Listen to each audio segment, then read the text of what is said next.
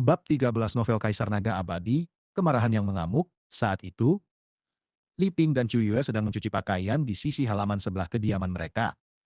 Ada tumpukan besar pakaian yang dikenakan keluarga Lu di depan mereka. Seorang pria paruh baya gemuk yang memiliki kumis di wajahnya memiliki dua pria kuat dan gagah berdiri di belakangnya. Pria gemuk, Duan San, adalah pengurus rumah tangga tetua cabang pertama. Saat itu, Duan San sedang dijahit. Dia memusatkan pandangannya pada Chu Yue dan Li Ping. Ya ampun, kalian berpikir untuk melaporkanku ke Dewan Tetua? Pemikiran yang penuh angan-angan. Pasangan Tuhan, omong kosong.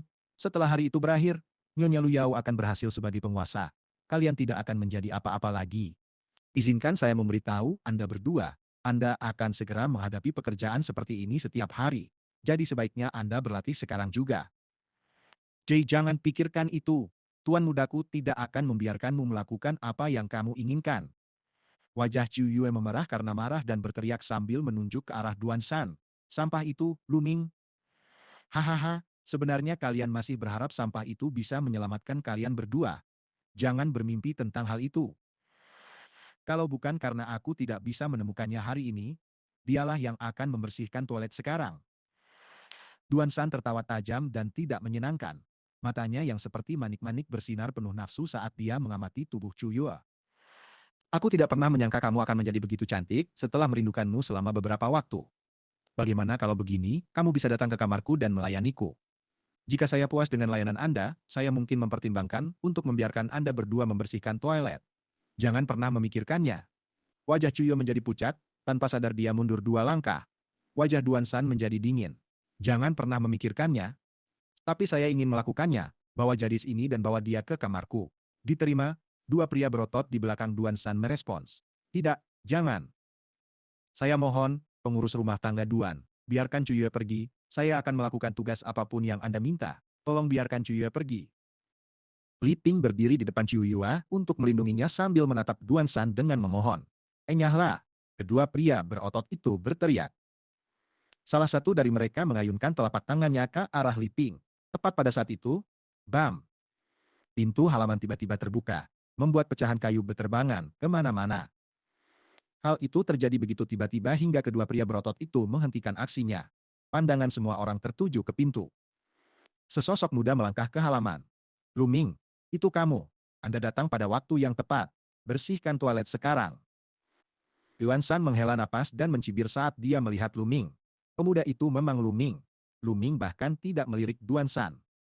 Dia berjalan menuju Li Ping dalam beberapa langkah dan bertanya, Ibu, apakah kamu baik-baik saja? Ibu baik-baik saja. Mingar, kenapa kamu datang? Kami bisa menangani ini. Kamu harus segera pergi, kata Li Ping cemas. Luming menggelengkan kepalanya dan berkata, Ibu, saya terlambat. Saya tidak akan pernah membiarkan ibu mengalami ketidakadilan mulai sekarang.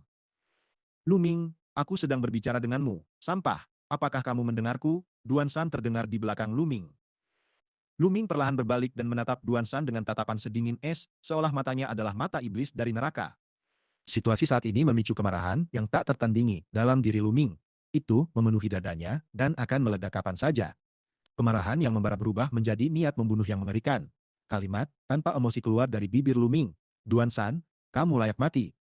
Tatapan dingin di mata Luming membuat hati Duan San dingin. Namun, begitu dia ingat bahwa Luming hanyalah sampah, dia mengumpulkan keberaniannya dan menatap tajam. Luming, beraninya kamu mengancamku. Anda sedang mendekati kematian. Patahkan anggota tubuhnya. Dia berteriak. Diterima. Kedua pria berotot itu melotot tajam dan bergerak, meraih lengan Luming. Kedua pria kuat itu berada di puncak ream pemula pertengahan. Mingar. Li Ping ketakutan. Duan San tidak bisa berhenti mencibir. Patah. Suara patah tulang terdengar dua kali, diikuti oleh dua jeritan yang menusuk. Duan San membeku dan mengejutkan Li Ping. Pasalnya, teriakan itu datang dari para pria berotot. Yang diperlukan Luming hanyalah memegang pergelangan tangan mereka, dan tulang-tulangnya digiling menjadi bubuk. Ah, ah, tangan saya. Kedua pria berotot itu tidak bisa berhenti berteriak kesakitan. Ledakan. Ci esensial Luming dimuntahkan dan melonjak ke tubuh kedua pria berotot itu. Mereka bergumam sejenak sebelum dikirim terbang dan jatuh ke tanah, bahkan sebelum mereka mengambil nafas terakhir. Organ mereka dirusak parah oleh Luming. Baru pada saat itulah Duan San bereaksi terhadap situasi tersebut. Luming, beraninya kamu. Mereka berada di bawah tetua cabang pertama. dan kamu berani membunuh mereka. Kamu sedang mendekati kematian. Kaulah yang akan mati. Lu Ming mendengus, dia maju selangkah dan melayangkan pukulan ke arah Duan San. Saat dia melemparkan pukulannya, pancaran liar dari Essential Qi menyembur keluar dan menyelimuti Duan San. Qi esensialnya begitu kuat, Duan San merasa seolah-olah dia terjerumus ke dalam jurang es.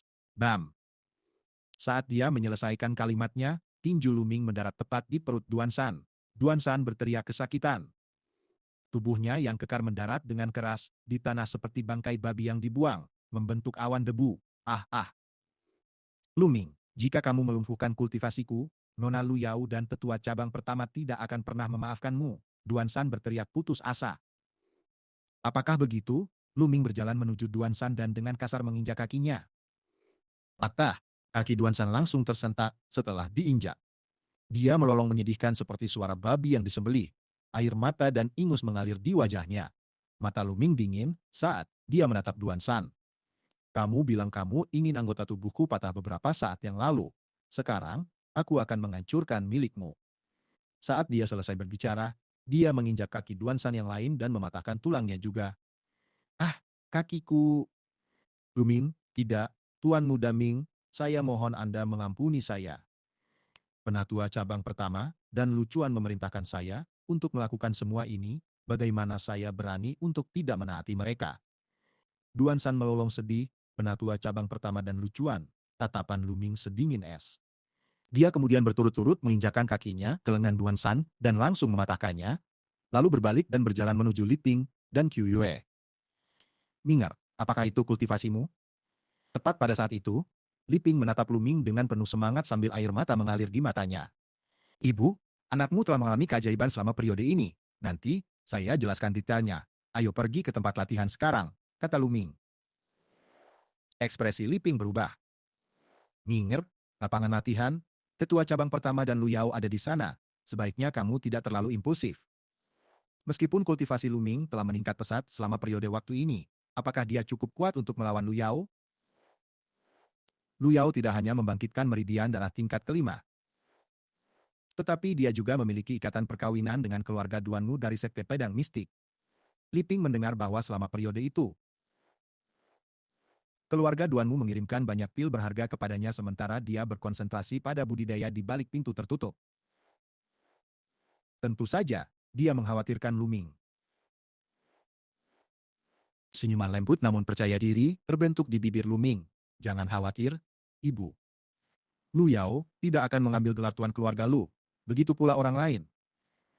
Gelar itu milik ayah. Jika ada yang mencoba menyentuhnya, saya akan memotong jari itu. Nona, jangan khawatir, tuan muda bisa melakukannya. Qiu Yue setuju. Mereka bertiga menuju lapangan pelatihan keluarga Lu.